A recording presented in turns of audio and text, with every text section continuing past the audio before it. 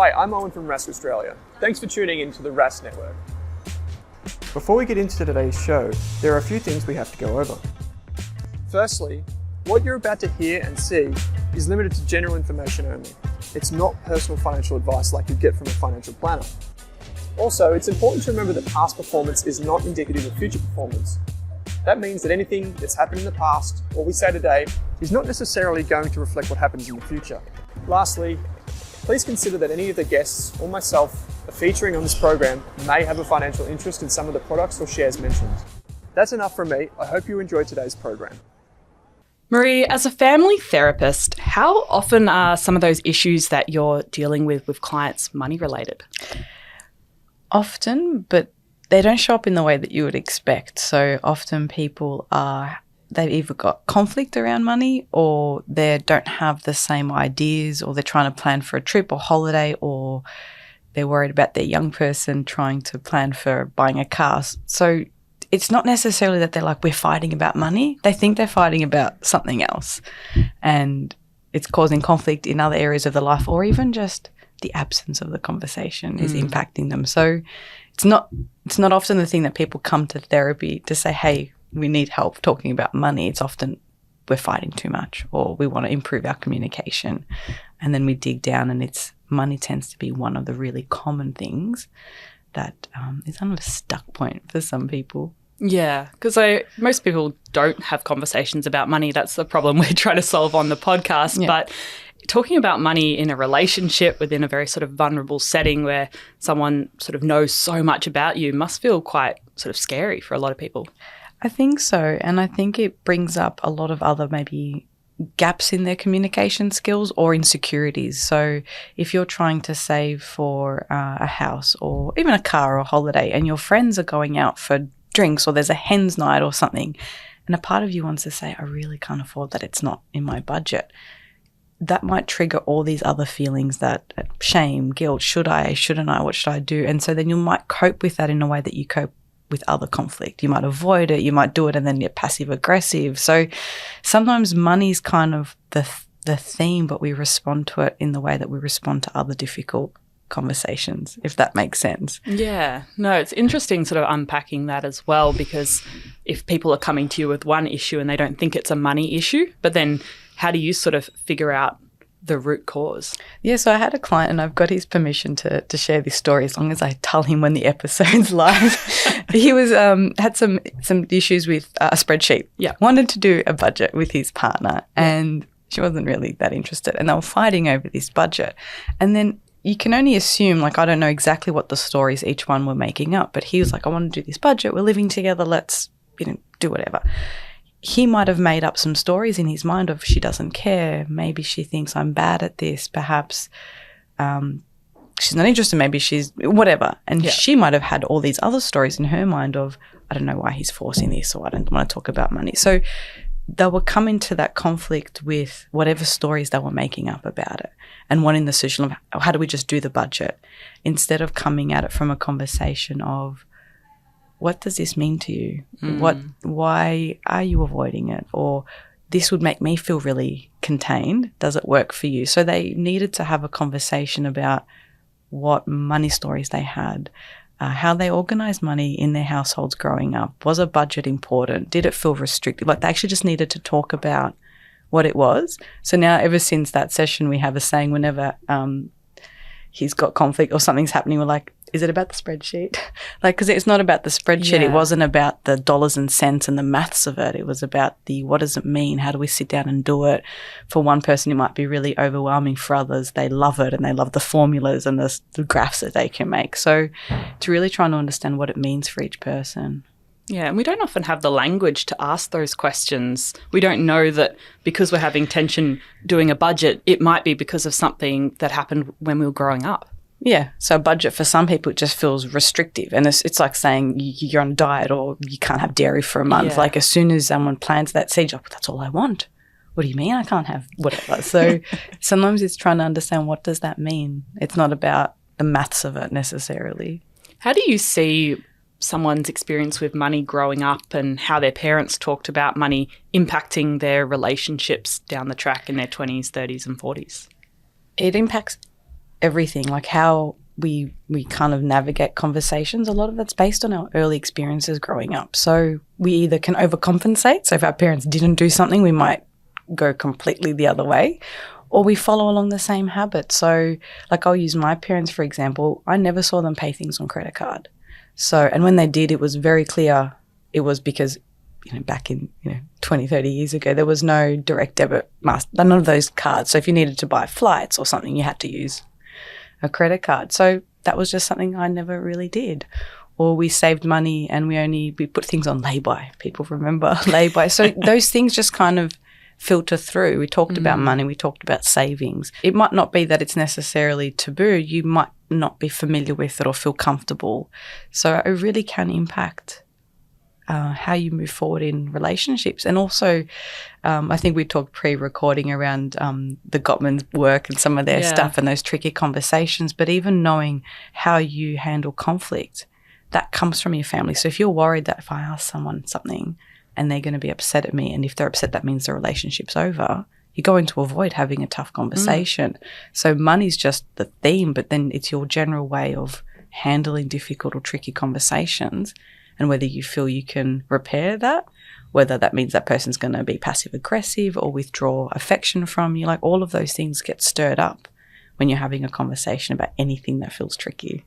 Absolutely. And I definitely want to get to some practical skills that we can try if we're in a relationship right now, navigating these conversations with our partner, especially if we didn't talk about it early on. But for someone who's maybe in a newer relationship, what stage would you suggest having conversations about money, or even how do you bring them up? Because that first date, you probably don't want to be asking how much do you get paid and No, I think you need to be aware of it from the first date, but it's not in that so how much do you earn? Let me just put my little checklist. But it might be around your boundaries. So it could be saying, let's go out for drinks, and then if the person's like, oh, let's get a round of cocktails. If you're on a budget that doesn't allow for that, it might be saying, I'm actually trying to save for something at the moment. I can do a jug of beer. Yeah.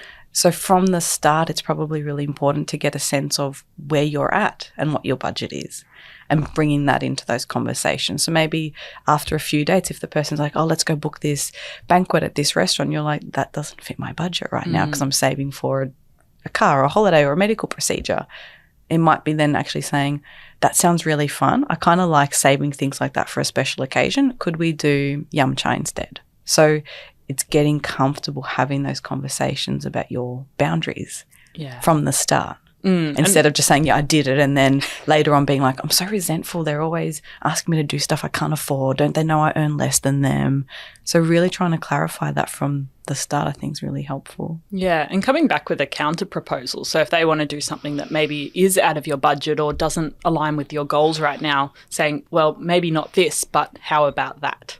Yeah. Because that doesn't stall the conversation. It keeps things moving. Yeah, I think that's really important. And also figuring out what it means for someone. So it could be that for them going to a nice restaurant is a real special treat, and that's maybe a thing of, I'm letting you know you're really important to me. And for someone else, they might not care so much about food. So that feels like a waste of money. And I know I've dated people in the past where they were really happy with a really simple meal, and I wanted to go to a beautiful restaurant. They're like, I can't tell the difference between this $50 steak and this, steak and curly fries. They really just, it wasn't important to them. So it's really important to kind of have those chats and just be like, oh, what does this mean for you? It's like, is it about catching up? Is it the experience? And then what's a reasonable compromise? Yeah, and I guess if you don't have that conversation, one person's taking you to the restaurant going, this is me showing that I care, and the other person's going, I think this is a waste of money. And if you don't communicate that, then you're probably going to have a very different experience at the restaurant. Yeah. Absolutely. Are there any other sort of questions or subtle things that you should share about money sort of early on, maybe in the first 6 to 12 months of a relationship? I think it's, as new experiences come up, it gives you the chance to talk about it. So as a relationship progresses, I think, going out for dinner as an example, it could be, oh, we're going on a weekend away. How are you going to divide expenses? How do you divide petrol? Whose car are you using? So it might not be that you have to sit down necessarily say, what are your goals around money, but using those natural progressions in the relationship as a chance to talk about it. I think the most important skill is showing that you can set boundaries and have tricky conversations, and then the topic sort of comes as you go. So saying, we've got a weekend away, does that mean you have to take a day of unpaid leave, or is it annual leave? Should we have a kitty? Do we just take it in turns? Do we use an app like Splitwise? If someone earns more money than the other, do you expect them to pay? Do you need to contribute equally? If you contribute equally, you're going to feel like you're really stretching yourself. So I think it's actually just looking as they come up. Yeah. And then kind of having those chats. That's an interesting way of looking at it, especially before you're moving in, by those small weekend vacations, or maybe you go for a week. You can actually have those conversations about money and splitting bills and saving for goals together in a small sort of finite way. Yeah. Yeah, I like that idea. And what about a little bit further on when you're feeling more comfortable with that person and you want to start sharing a little bit more of your background with money and some of those experiences? Because often if we don't talk about our relationship with money growing up, there becomes conflict further down the track, because for someone, money might mean having lots of money in the bank might mean security and safety for them, and someone else really just wants to invest everything. How do you start to sort of unpack those conversations? Because I feel like our parents' generation, maybe they didn't talk about them as much. I don't know if they knew necessarily. Like, I think a lot of people, like my parents' age, they were getting married and having kids in their early 20s. So they probably didn't have the language to talk about this stuff. And they built a lot of their wealth together. Whereas if you're meeting someone in your 30s or 40s, you've got your own setup already. Yeah. Probably might have investments or a house or savings. So that can be really tricky, and you might feel vulnerable sharing that. So I think it is maybe when you move in together, even beforehand, saying what are your expectations? You know, if you're thinking of having kids, that needs to be part of a financial plan. Like, what does that look like? Who will stay home? How long for? Can we survive off one income? What does that mean for superannuation contributions, for joint savings? Is there going to be a power dynamic?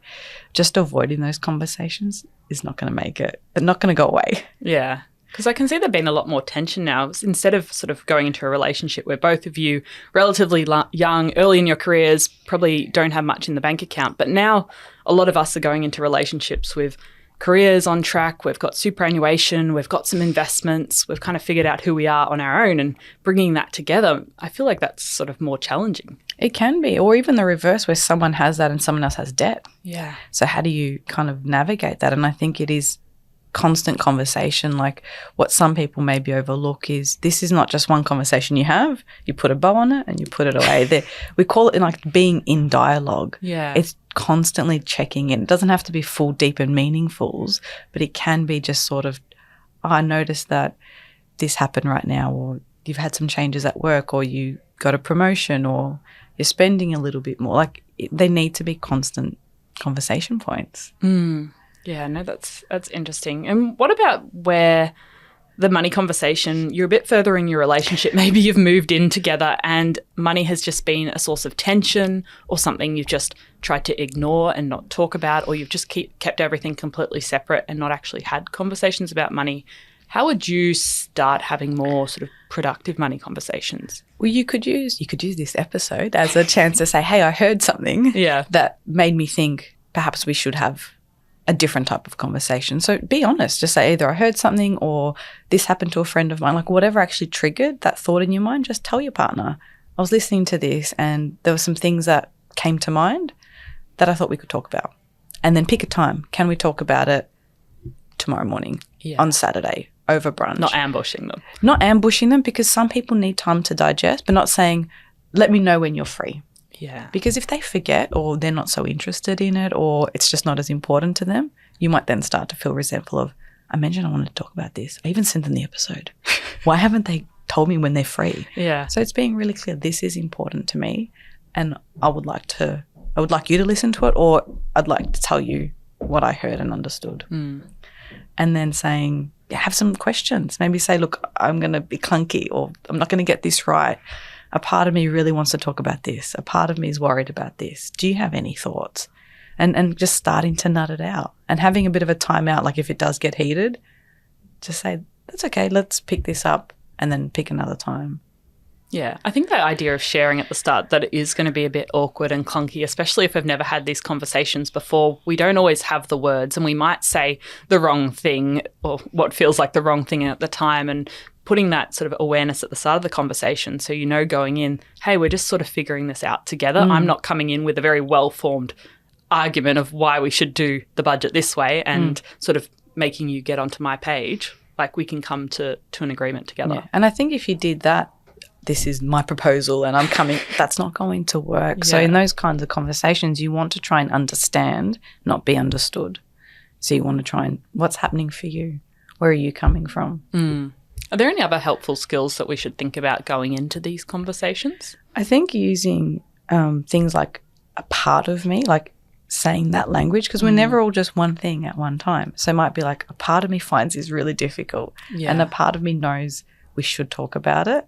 A part of me just wants to hide under the table and pretend this didn't happen. And just giving voice to those different emotions, I think, makes sense. And then being able to then say, I'm conflicted. I want to travel and I want to save for a house. And sometimes not jumping in with a solution straight away, like actually just letting those feelings kind of sit, because we're driven by emotions. And so being able to be like, yeah, I get that, instead of jumping in and offering advice and stuff. So maybe later then that comes. But it's really feeling that connection and feeling heard and understood, because that's what people often get upset about. You could have triple the wealth. You could add another couple of zeros to your bank account. People still fight about money. So it's not about the amount you have. It's what stories it brings up for you or what it means. Yeah. So making time to share all of those experiences and stories, and where you are conflicted between multiple goals, and where you maybe do feel a bit jealous that your friend's going to Europe and you guys haven't afforded that this year, before jumping straight into problem-solving mode. Yeah. Yeah. Have you seen sort of cases with your clients where having these conversations has led to sort of better outcomes across the whole relationship? I think so, because we'll use it as a way to understand different perspectives. So once I bring up this idea of, a lot of people fight over the dishes or the dishwasher, and it's never about the dishwasher. So if you're fighting about money, it's sort of saying, okay, what's behind that for you? What's behind that for you? And actually, the more they understand about each other's story, that kind of way of communicating filters into other conversations. So if you've been able to sit down and say, I see that you're really sad that we can't go away for Christmas and really jealous about your friends, and I know that you want to invest, that must be a really tricky thing when someone has a wedding in Tasmania that you want to go to. Yeah. Once you learn how to phrase things that way, that then translates to other areas of your life. So then you're able to say, I can see you're really disappointed about X, Y, Z. So the skills transfer. And I know that's when we were chatting about that John and Julie Gottman's book, The 8 Dates, that has a lot of really helpful conversation starters for people to really unpack, especially if you don't have the words you can just use one of their questions to start that conversation, because often we don't know where to start, especially with our own finances. A lot of us have never spoken to our friends or family about money, and so having some starting point is really helpful. One of the questions we got sent in from listeners in advance were if you could share some of the, it's never going to be that black and white, but some of the green and red flags of money and relationships, when you know what's a good sign and what's a sign that maybe something might be on the rocks or might need some more work and attention. Yeah. I think it's for me, it's around the communication. So the stories we tell ourselves are really important. So if you feel like they're being secretive, checking that out. I noticed that you're really hiding this. And if it's about money, it could be asking, I notice that you keep avoiding questions about salary. I want to know what that's about. And it could be that person's like, this was just something we never spoke about. It's really shameful in our family. For someone else, it could be, I'm actually really embarrassed to say I have credit card debt or gambling debt. So it's not so much, it's what happens in the conversation after. I think the bit that might be a flag is a complete resistance to having those conversations. And that might not be that person is a bad person. You have to decide for yourself what kind of relationship you want. And it's more around, I want to be with someone who's really open to have these conversations. I'm happy to kind of struggle through it together and wade through the messiness. But if you can't meet me here, this might not be okay for me. So some of it's actually bringing it back to what you're prepared to do. I think navigating the word you mentioned of the shame, like a lot of us do have something in our past, and maybe it's credit card debt, maybe we're struggling with addiction in an area where we do feel shame about money or something within that sphere. How do you sort of navigate people that want to start having conversations about that, or if someone's looking from the outside wanting to talk to their partner and support them, but maybe their partner's resistant? That's a really tricky one. It can be going in it with kindness. If you've got some assumptions, you could hypothesize. You could kind of say, I know every time we talk about this, it's really hard for you. I see a future with you, or things are going really well, and this is a big hurdle we need to get over. Is it something we can talk about just us, or should we get someone else to support us? So sometimes it's coming at it with, I'm on your team and I want to see you succeed and I've got your back. How can we make this work? So going in with that supportive approach rather than, I want you to do this, not that. And coming at it with what you need rather than what the person's not doing. So I had a couple I was working with this week. I'll change the story a bit so that it doesn't identify them. But instead of saying, like, they might go at each other on the couch, you're always on your phone. And the person, no, I'm not. You're always on your phone. And they start fighting about that. But when we slowed it down, it's like, what I hear you saying is, I want to connect with you. I haven't spent time with you all day. If you go to your partner with that, that's a very different response. So they were attacking their partner with kind of criticism, like, you're always on your phone, because they were annoyed. And then they wanted to spend time with their partner, but if you go out, well, fine, I've turned my phone off. Now what? The moment's gone, right? You're not going to want to hang out. But if you came at it, and we had to coach this through the session of try phrasing it with what you mean. I'm feeling disconnected from you. I haven't spent time with you all day. Can we have a chat? That's what you actually want. It's not, you're always on your phone. So those kinds of conversations is the difference. So it's actually, instead of saying, you never care about my finances, or you never ask me how I'm budgeting, it could be like, it's really important for me that we're on the same page about our shared goals. Can we have a chat about our upcoming holiday budget? It's very different to saying, you never want to talk about finances with me.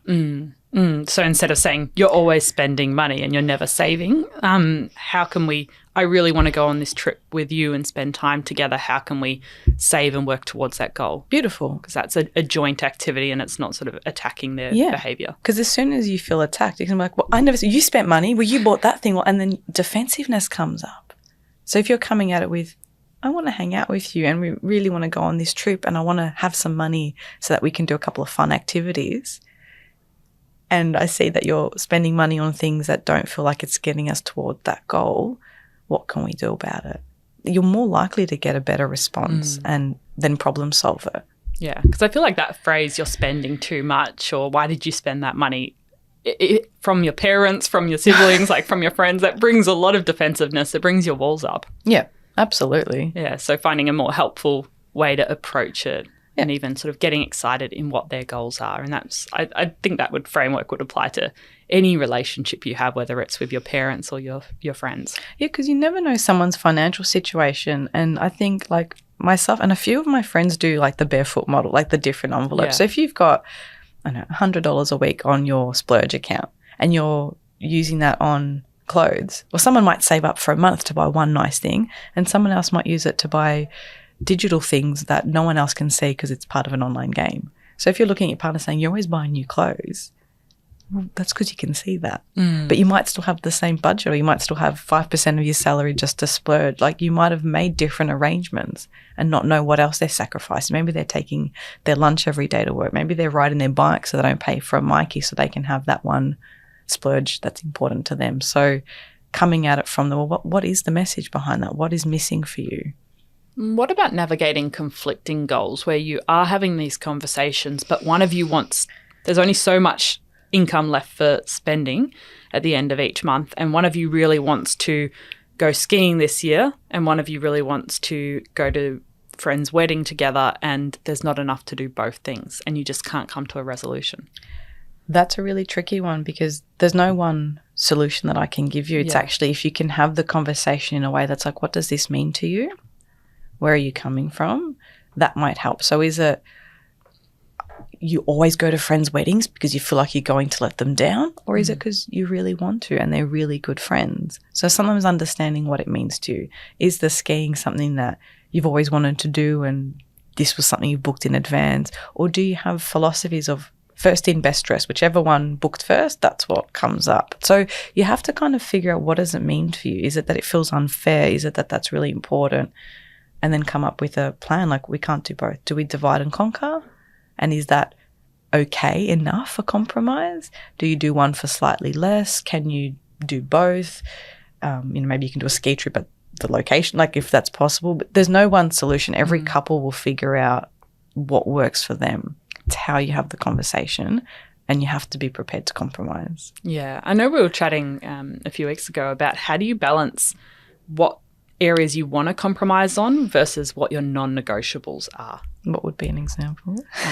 So I just won't, absolutely no reason, I'm not going to cut out my gym or something like that. Yeah.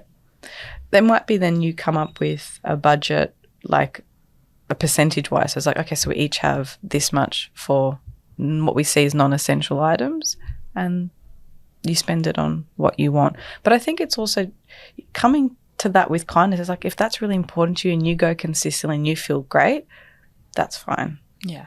I think we're trying, like, if you care about your partner, or if it's a friend that you're having these conversations with, or a sibling, if you've bought a house, like, it's actually thinking most people are doing the best they can with what they've got. They're not trying to rip you off or trying to be sneaky. So coming at it with an understanding of, why is this important to them? What can I get on board with? I think the non-negotiables might be more around, if one wants kids, one doesn't. That might be the sort of thing that you're like, I need to find someone who wants these things. But everything else, I mean, the Gottmans talk about like 60% of our conflict is perpetual problems. So you will always have conflict. Yeah. You can't have a good relationship without conflict. It's impossible. So it's figuring out which ones are you okay with, and what's a good compromise, so you don't leave it feeling completely ripped off, but you're allowed to be disappointed and still think that that's a reasonable compromise. Yeah. And how can you both win rather than one person always winning, or it has to keep switching? Well, this idea, I mean, it shouldn't be about winning and losing. That already would be a bit of a red flag. Yeah. Like, to feel like, well, I won that one. It's like, at what cost? Yeah. At what interpersonal cost? At what, intimacy cost? Mm. One of the other questions we get asked a lot from listeners is that conversation about splitting bills. Mm-hmm. That seems to be one of the most common conversations when we talk about money and relationships. Is, does everything stay separate? Do you just split everything down the middle? Do you keep some his and hers money so it's slightly separate? Do you do it as a percentage base depending on people's income? Like, how do you help people navigate those conversations? Because it is so individual. It really is, especially when you have discrepancies in income. And I think it sometimes can depend on how long you've been together. So I see some people where one might be studying and on a really strict budget, and someone else is already a working professional, but they know that maybe within a few years that person will catch up to their income capacity, or might be even out-earn them. I think it's still that thing of, we're about to move in together. I've got some ideas of how I've split bills in the past. This is what I've done. Do you have any ideas? What works for you? There's no one person can say you have to do it 50-50 or you have to do it by percentage. It's what's going to feel good for you, and be okay to revise that. Maybe that works for now. Maybe you have a kiddie, you each put money in, that works. Maybe in 3 years' time that changes. Maybe if you have children, it completely changes again. So these are things to be reviewed throughout time in the relationship. Yeah, because I can see the 50-50 split working very well for certain circumstances. But then if something changes, like there's a child and someone's out of the workforce on parental leave for a while, maybe they're looking after a sick family member, they're unable to work for some reason themselves, suddenly 50-50 split just doesn't work. Yeah. How do you help people navigate that change? I think, I'm biased when it comes to kids, because I think women are disproportionately impacted by that. So I think when kids come on board, it's joint money. It's one dessert, two spoons. It's no longer, well, I'm working. It's like they're working too. Raising a family is work. And so that money then becomes joint. That should be, super contributions, thinking about, all of those things it's a very different conversation, and I would be having them beforehand. Yeah. I was listening to a podcast this morning that was talking about this idea of you should want to choose someone to date that would be good to break up with. So think about how they would respond, how amicably they would have that conversation. So being able to say, this is what's coming up for us. We're looking at having kids. What are your ideas about that? What if I stop work? What if I don't want to work again? What if I only want to work school hours? Childcare is expensive, but it means I get to keep in the work. Like whatever works for you, and be okay to review that. It's not going to be like, well, you said 3 years ago at our annual meeting about finances that when it comes to having children, you're going to want to return to the workforce after 7 months. Like, quoting what someone said in the past usually doesn't work. No, because we new information comes up. We learn new things. We change our minds. That might have been one thought at one moment from one part of you. So it's being okay to say, is this still working? How is this sitting with you? Can we revisit that? I've noticed that you said this, but it doesn't seem like it's quite working the way we expected. So being able to just have those constant conversations. I don't know how you split bills.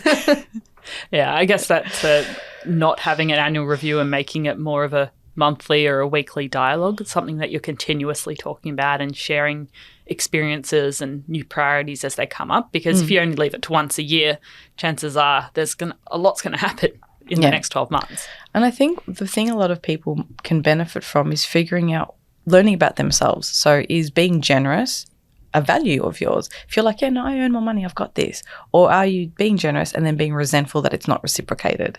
Are you doing that because you're like, but I bought this and I did that and you're still not telling me I'm amazing? Like, what's happening? So it could be that you're showing it as love, that you're wanting appreciation, or maybe you're just like, I earn more money and that's totally fine.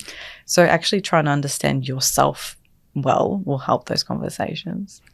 I know often sort of people talk about those love languages of like the giving gifts versus spending quality time. Is there anything to that? Look, it's not a very well-researched theme, but it's digestible language. So I still use that book by Gary Chapman.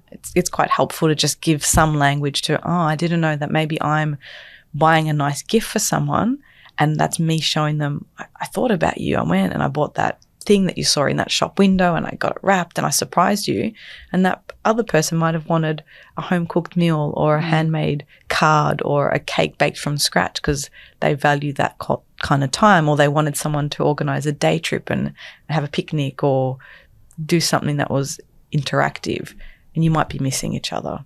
So it's more around, it's giving you language to kind of understand, I show love in different ways, I receive love in different ways, and what I'm doing might not be how the other person is wanting that.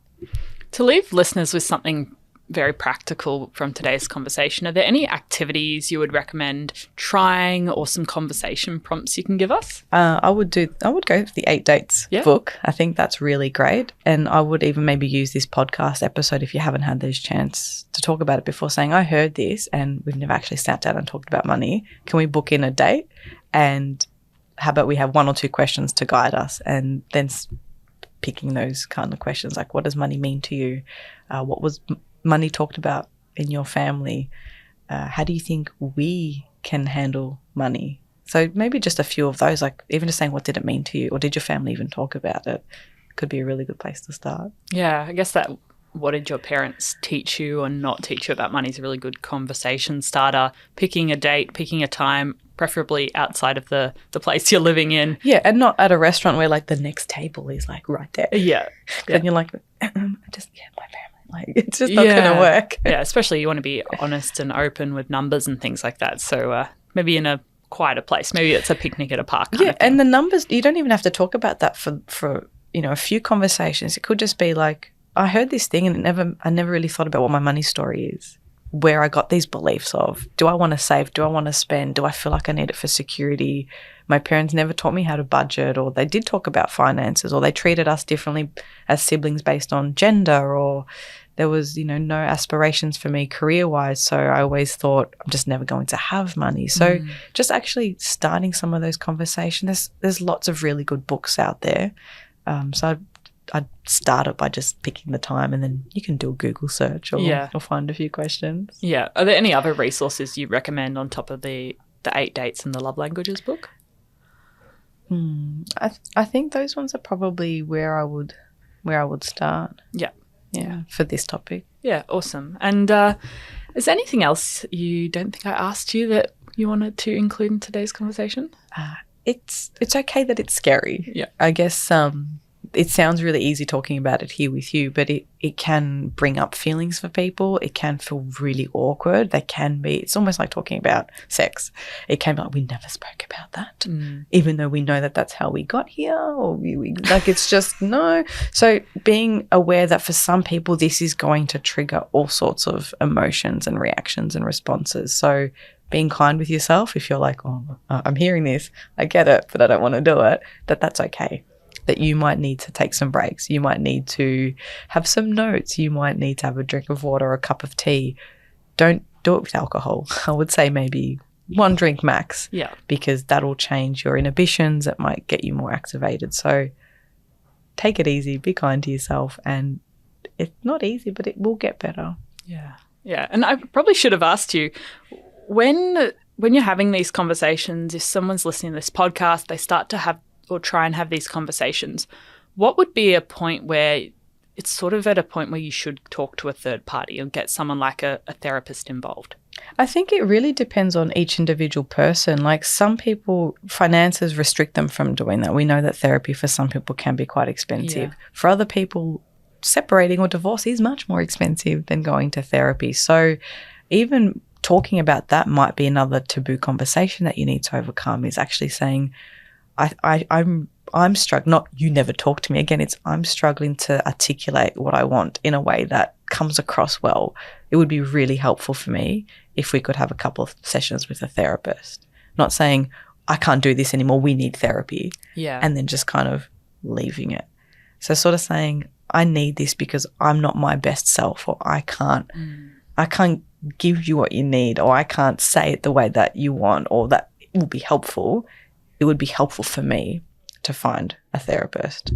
And if that person won't come, you can still get a lot of support out of just individual counselling that helps you then bring that information back to the relationship. Yeah. It's become a lot more accessible to get individual support, and I think everyone's very accepting of that. Do you see any stigma with people getting therapy as a couple? Yeah, I actually did a whole podcast episode about that recently, literally, why don't people go to couples therapy? And I think there's shame, there's stigma, there's embarrassment. Maybe it's we don't want someone outside having a peek in. Yeah. Sometimes there are different gendered ideas around therapy. Sometimes there's people feeling like, well, am I failing?